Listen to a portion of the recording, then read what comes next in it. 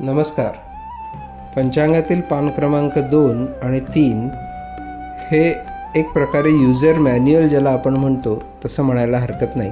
त्या ठिकाणी आपल्याला पंचांग कसे पाहावे हा विषय जो आपण वास्तविक आत्ता समजून घेण्याचा प्रयत्न करतो आहे त्याचीच सविस्तर माहिती आपल्याला या पान क्रमांक 2 आणि 3वर लिहिलेली दिसते, ज्यामध्ये आपल्याला पंचांगाची 5 अंग कोणती, ती 5 अंग आहेत, ती 5 अंग पंचांगात कशा पद्धतीने मांडलेली असतात, पंचांगाची एकूण रचना कशी असते, त्याच्यात तिथीची क्षय वृद्धी म्हणजे काय, कृष्ण तृतीया, त्रयोदशी, चतुर्दशी, अमावास्या, शुक्ल प्रतिपदा यांचा उल्लेख कशा पद्धतीने केलेला आहे, वारांची नावं कशी दिलेली आहेत, वार सूर्योदयापासून पुढील सूर्योदयापर्यंत कसा असतो, अशी सर्व माहिती आपल्याला पंचांगात पान क्रमांक 2 आणि 3वर पाहायला मिळते.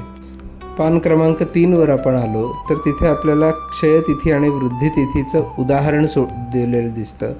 तसेच चंद्र नक्षत्र चरण समाप्ती कशी काढायची ही माहिती लिहिलेली दिसते. त्याच ठिकाणी उजवा जो अख्खा रकाना आहे त्या रकान्यामध्ये वरती आपल्याला वर्षभरातील सर्व पौर्णिमा आणि अमावस्या यांच्या प्रारंभाच्या आणि समाप्तीच्या वेळा दिलेल्या दिसतात. त्या वेळा या रेल्वे टाईमप्रमाणे म्हणजे रात्रीच्या 12:00 ते 23:59 या पद्धतीने जशा आपण रेल्वेच्या वेळा रेल्वे टाईम ज्याला म्हणतात त्या पद्धतीने दिलेले दिसतात. त्याच्याखाली वर्षभरातील सर्व संकष्ट चतुर्थीचे दिनांक आणि वार एकत्र दिलेले दिसतात.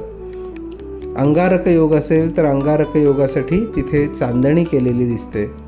यावर्षी 12 ऑगस्ट आणि 6 जानेवारी अशा 2 वेळेला अंगारक चतुर्थीचा योग आहे. त्याच्याच शेजारी गुरुपुष्यामृत योग, त्याच्याखाली गुरु आणि शुक्राचे अस्त आणि उदय यांचे दिनांक, त्याच्याखाली वर्षभरातील करिदिन आणि महत्त्वाचे जे लक्ष्मीपूजन आणि वहीपूजनाचे मुहूर्त असतात ते आपल्याला ह्या उजव्या रकान्यामध्ये पान क्रमांक 3वर पाहायला मिळतात.